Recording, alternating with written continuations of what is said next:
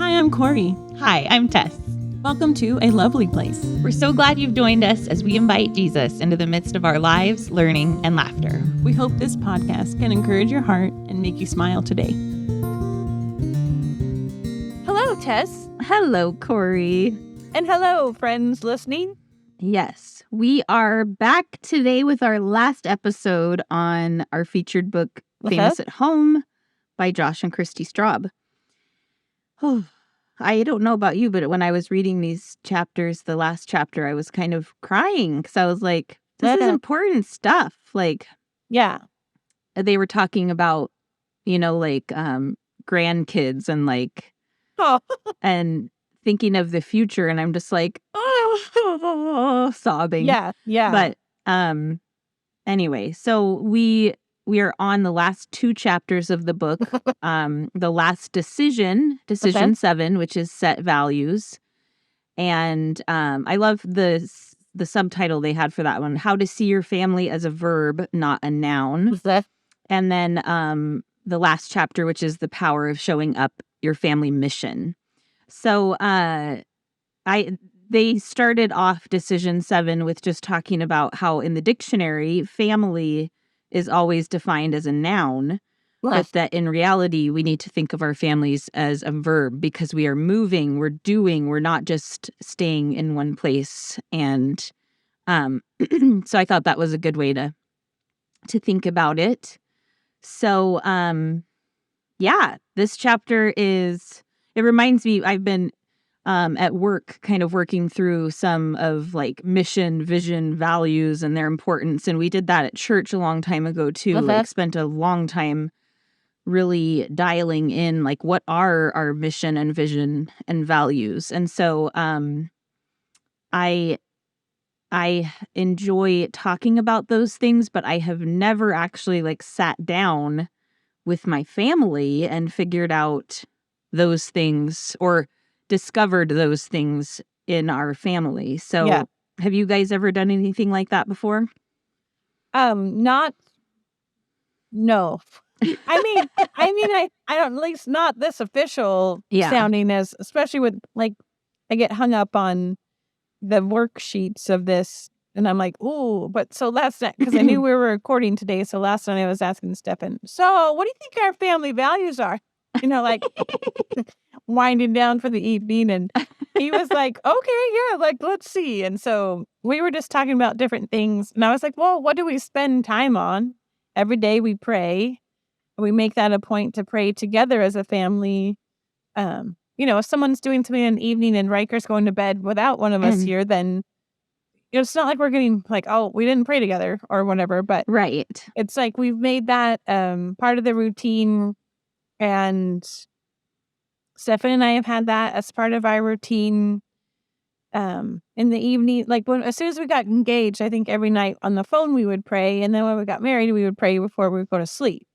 And so prayer is important to us. So it just was kind of like, okay, well, isn't prayer important to everyone? And it's like, well, maybe it is, but maybe it's not done how we're doing it. Or that's our family is doing it this way. And that's important to us. And then I mentioned it last episode too, that one Extraordinary Marriage podcast, and they were talking about praying out loud with your spouse. And I'm like, oh, isn't that how people pray together? Like they don't not pray out loud? Like, so I liked how you said in our last episode about you don't know what you're doing differently because you just do it. Like, and I didn't. You think everybody does this. I didn't know married couples don't pray out loud together. So we pray out loud together as a family. So I guess that's a value. I don't know if it's not buttoned up into a family mission statement at this moment, but right. Well, so they talk about 3 exercises that your family can do in this process of setting your values. So there was discovery, and then actually like writing and choosing the values that come forth in the discovery stage, and then the action steps, like so assigning action steps to those values. And I love what they said. They said the objective of discovery is to help you document what brings your family to life so you can live from a spirit of abundance, gratitude, and purpose. And this kind of reminds me, one of the things that my pastor, Elizabeth, has talked with me about in length with like personal, quiet time with Jesus or whatever, is like one of the things that she does is, I think it's called like consolations, desolations kind of a thing. It's a age-old practice, but it's like paying attention to what brought you life in that day or what brought you closer to God, which would be the consolation, and then what felt draining or made you, feel dread or made you feel like all of these things, what you brought you farther away from God and others. And that's like the desolation part. I've also heard it called drain versus sustain, like what drains you, what sustains you. But anyway, so that made me think of that like there are different things for each of us that bring us life, and it might be different for each person in your family, but then also together, like what do you do together that brings you life? And so I am excited to try this discovery exercise, which means I have to be intentional and actually like calendar some time in there for it. Yeah. But they said our hope for you as you complete the discovery exercise is that it also brings a renewed energy and meaning to everything you say yes to as a family. And that just, I don't know, I've been reminded lately of how if you don't know what you're moving towards, that it's really hard to make the right decisions. Like, if you don't know what you value, you might say yes to just everything and anything. And then it's like, where is my time and energy going then? Yeah. Yeah. I've been reading Lisa Turker's book, The Best Yes. And I was reading it a little bit and then I took a pause because I'm also reading that dry, softer book. Apparently I like reading. Along with this famous at home book. Anyways, going back to Lisa's book, The Best Yes, she was giving an example of someone that wanted to come and live with them. And she was saying, okay, we have enough space. And what was the other thing? Something, I don't know if it was emotionally and spiritually, but she was just kind of going through the boxes and it was like the end box of the spiritually one or some was where her no was happening. Oh, okay. And it was like, okay, I can still meet up with this gal if she's not living in my home. And if she's living in my home, it takes away the rest of that margin or whatever she had. Yeah. Whatever. And so she was going through that with God, like, okay, why am I saying yes or no? Why am I feeling a no, but I feel like I should say yes because all these other boxes are this way. And then it turned out, in the book, she has the benefit of knowing how it turned out because that was an example. Hindsight, and so the gal was able to get into this other living situation that hit all of the girls' needs and all of her boxes really correctly. And then she was able to still join their family for family dinners and some other thing. So the enriching part of that relationship could still be enriching and it wasn't draining. So I just love that, like, just because a lot of the reasons are pointing to saying yes, sometimes that last thing that doesn't quite make sense or give you peace is why you should say no. And so I just love that of like, what's going on and what's my motivation and what's my bandwidth, but not just like, that will make me too busy. It's like thinking about it a little bit more intentionally and praying about it. And so it's not just like, I don't know, it just made it like a bigger picture of a decision of why you were saying yes or no to something. That's good. Yeah, it was like all encompassing. Yeah, and that reminds me of, I've been reading through the Old Testament and in there's been a few of like the interactions between the Israelites and God when he like told them these specific instructions about what they were supposed to do when they're like, taking over the land or the promised land or whatever. And there were a couple times, or even with King Saul, where it was like God gave clear instructions, and then that person or the Israelites or whatever were kind of like, well, but I actually think like this is the best thing, and God would really love it if I did this thing, and it would please him. And so they go against what he said. Right. And then he's like, no, I would rather have obedience. Like, why are, and so it just makes me think, it's the other time with Joshua where he's going through the land and he keeps inquiring of God, like, where should I go? And listening. And then there's one or a couple times where he just doesn't inquire of God and just kind of does what he thinks is the best option. And then it doesn't go well. And so it just reminds me what you were saying of taking the time and weighing all of those things before the Lord to find out, like, what is the choice that you want me to make, the path that you want me to follow in this moment, and I think like our desires can play into that, but then also like you were saying, bandwidth or like, but maybe trusting that as we rely on him to make those decisions, that even if we're saying no to something, then maybe that's opening up the best position or best situation for this thing, instead of us thinking, well, I can just carry all of this, and maybe it's not ours to carry, like, right. Maybe there's someone else that's in the right spot for that. So yeah.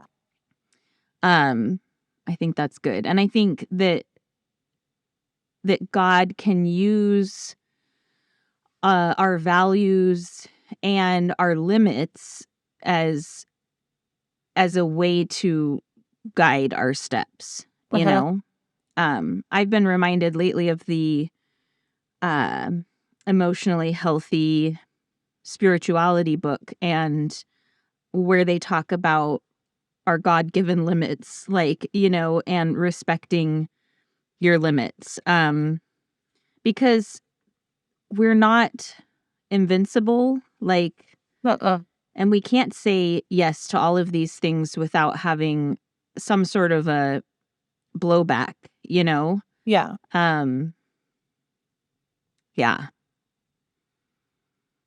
And I've been weighing lately, like our family mission thing, without even knowing that that's what I was doing. Right. Because I didn't read this chapter until last night, but like, I've been talking with my counselor and honestly kind of feeling a bit discouraged about like, the rat race feeling of life, that like sometimes it feels like this is exactly what she was talking about in this chapter, that if we become, or I think maybe it was in the values chapter, but whatever chapter it was in, that if we become where we're just going from to-do list to to-do, like task to task to task, then we can lose sight of what we were created for, So these chapters have been just a good reminder that like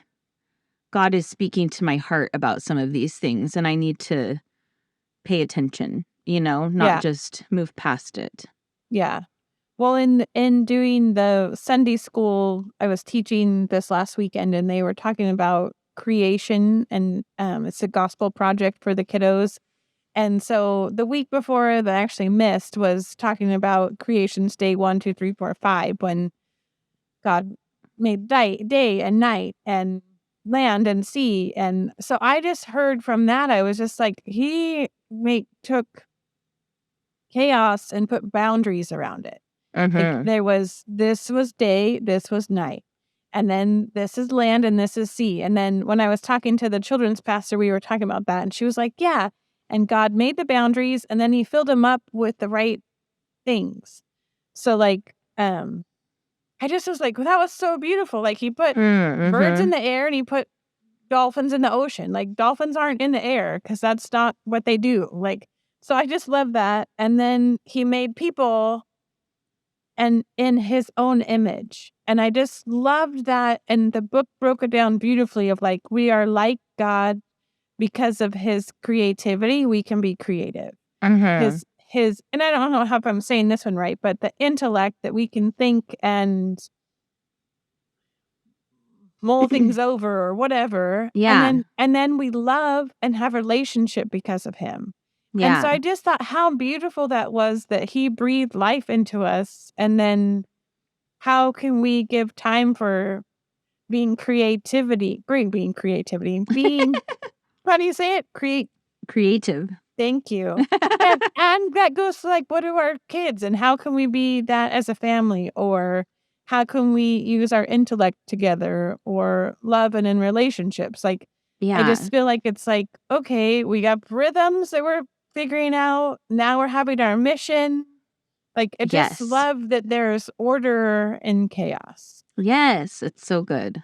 Yeah. It's so good. Well, and what you were saying about the dolphins and the birds reminded me of another quote from the book, which says, "Don't try to make your family something it's not. Yeah. Instead, identify values that enable you to live in abundance, gratitude, and purpose. Don't stay in a cycle of doing what sucks the life out of your family."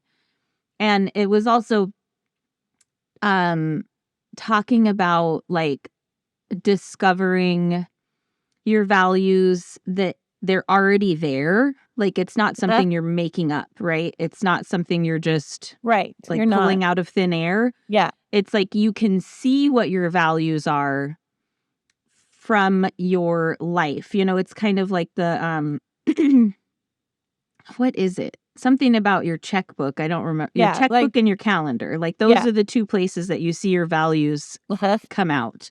Right. Because you are intentional about where you or you spend your time, you spend your money, and that kind of shows what you prioritize. And so to puzzle out what is it that our family values, not just ideally what would we like to value, you know, kind of a thing.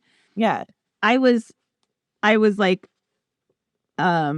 excited but also overwhelmed by they had a chart of 100 commonly held family values, not a chart, but a list.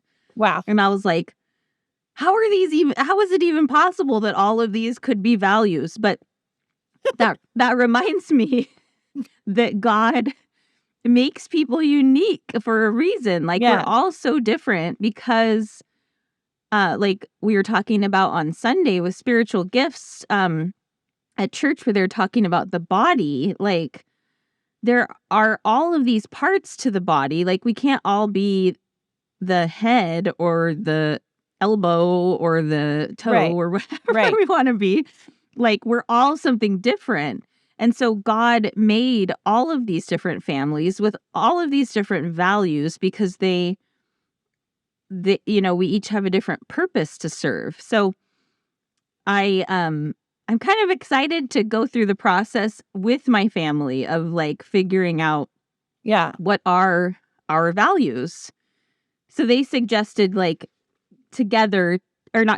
separately choosing the top 10 on the list and then like whittling it down to your top 5 and then taking those and coming together and seeing which ones align on everybody's list. And I was like, oh, this sounds like a fun puzzle. So yeah. Can we move the pieces around a little bit? Yeah. But I'm excited because they said being disciplined and resolved will sometimes require making hard decisions. He said, I have turned down what I once considered dream jobs because when we assess the opportunities in light of our family values, the jobs didn't measure up. At the same time, knowing that those jobs were a mismatch with our values made our decisions easier. Yeah. And it kind of reminds me of, is it Dana K. White that talks about the container method? I think so. And then Dawn, the Minimal Mom, also talks about it. But yeah, but so the idea is that with your physical stuff in your house, like something has a container that is its home, and then you use the container to make the decision whether you keep something or not. Because if you have too much to fit in that container, then the decision is automatically no, or I get rid of something that's already there to fit it in, but it has to fit in this container. And that just makes me think, like, as we refine our values for our family, that makes decision making easier because it's our values that make that decision, not just on a whim I'm saying yes or no or whatever. It's like, no, that doesn't fit with my values or my mission. And I think I remember hearing a Don't Mom Alone episode where they talked about that. I think there was like a mom that was an entrepreneur, and she was talking about, like people asking her to come speak at something, or, and how does she keep her schedule so it's not crazy? And she was like, well, I'm nice about it, but I say no if I need to. If this doesn't align with my mission, it may be their mission, but it's not my mission. And I will say, nope, I can't be there. It doesn't work. I just won't be there. Yeah. And I was like, oh, that's good. Like, I don't have to adhere to everyone's mission, just mine. Right. That's so freeing. How about that? Well, what? Right? Yeah. Yes. Amen is what I say to that. Yeah. And then, and I like the first part of this that was talking about what are each person's hobbies and passions, like that, to kind of get the ball rolling. And then what are we seeing? And it just is exciting to kind of figure out, well, what does that mean? And how can we shape this to be more intentional? Right. And create the right boundaries around all of us so that we're not overworked. Like, I'm just was thinking of like Stefan and his job and how he left it because we were like, we value your mental health over a paycheck. Like, not that there's not paychecks, but just that it was just like, well, wait a minute, if you're getting so burnt out, this is crossing the line here. So when we made a decision to be like, okay, we're not going to do that job. And as a family, we're like, okay, we're going to do this and this differently because we care about that. And then that opened the door for me. Insurance things changed or whatever. And then some counseling online was able to open up for me. So it was like we made a decision for Stefan's mental health. My mental health is also impacted. And then Riker's is because his parents are not at the end of their thing. Because like the whole book throughout is becoming and how we need to work on our stuff so we can help our kids. And I'm like, how amazing is that just talking with this out with you right now and just like, okay, we made a choice about mental health for Stefan and it rippled through all of us. Yeah. And I'm just glad to trust in God and his timing of it all. Like, we're still in the middle of this. We don't have all the answers yet, but we know that we made a good decision and we're living that out, even if it doesn't always make sense. Like, according to the world. Right. But it's like, okay, well, this made sense for our family, and our family is doing that together. Like, yay. Like, I mean, so that's like you said, whether we knew we were doing it or not, we're seeking God and wanting to be intentional. Yeah. Whether it's called, we sit down and talk about our family values. Or, like, I don't know. So there's hope is what I'm saying. Yeah. Like, God's bigger than all of it. And we get to encourage each other and be like, hey, this helped us. How about that? Yes, that's good. Ah, so good. I'm looking at my notes and I'm seeing this quote that says, it's talking about your family mission, but it says, think about the families you admire and respect. You witness them from afar and either want to hang out with them or want to be like them, not because of their money, jobs, or social standing, but because of how they live, the way they care for one another, and how they all show up to serve others. You love how you feel after spending time with them. These families don't announce their mission and values, but when you are with them, you know they embody something different from what the rest of the world has to offer. I think you guys are a family that I feel like you don't announce your mission or values, but, spending time with you, we can know what they are and know that you value people and relationships with other people. So I appreciate that. Oh, Thank you. Yeah. Yeah.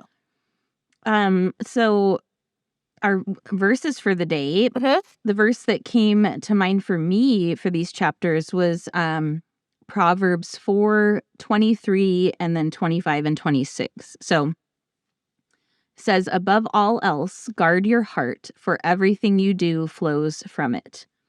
Let your eyes look straight ahead. Fix your gaze directly before you. Give careful thought to the paths for your feet, and be steadfast in all your ways. And I looked up the definition for steadfast, and it is resolutely, dutifully, firm, and unwavering. And that verse just reminded me that, like, without knowing our values, knowing our mission, like what our family is created to do, it's really hard to make the right decisions. It's really hard to know that we're walking on the right path. So that just reminded me of the importance of this. Like, to be steadfast, we need to give careful thought to the paths of our feet. It's not just running along and by chance we happen to live the life we want to live. It takes intention. So, and then what was your verse for today? Well, I just like it when it plainly says, this is God's will for you. So I just was thinking, and then it just ministered to me. So whether it's my whole family's verse or mine, I'll read the verse and then I'll blabber. 1 Thessalonians 5:16 through what I can't read what it says. 18. Thank you. Rejoice always, pray continually, give thanks in all circumstances, for this is God's will for you in Christ Jesus. And like forever and ever, my my sign off on my email or cards, love and prayers. Like that's just has been a thing for me always. Part of my personality is rejoicing. The glass is half full. So apparently this is resonating with me personally, and giving thanks, and how many different times I've read that gratitude changes your, attitude, changes your family. So I just like that a lot personally. And so it'll be interesting to see if that's confirmed again in my family, but just that rejoicing and praying and giving thanks, like whether that's our family value or not, it gets to be our Christian family value. Yes. And we can lean into those as we're figuring out what specifically we are doing. I just feel encouraged through this book of being famous at home, and just like understanding, what does that even mean again? Yeah. I feel like it's been an important time that we've taken with this. So I just want to say thanks to the listeners. Hopefully we've encouraged you to take some time out to discover what is your family value. Yes. Yeah. Yeah. Yeah. I hope that listeners, that you can just feel confident in the role that you have as parents in your family, and just that God has given you everything that you need, and that it's not something you have to like carry or make happen. Like, He gives you the tools that you need.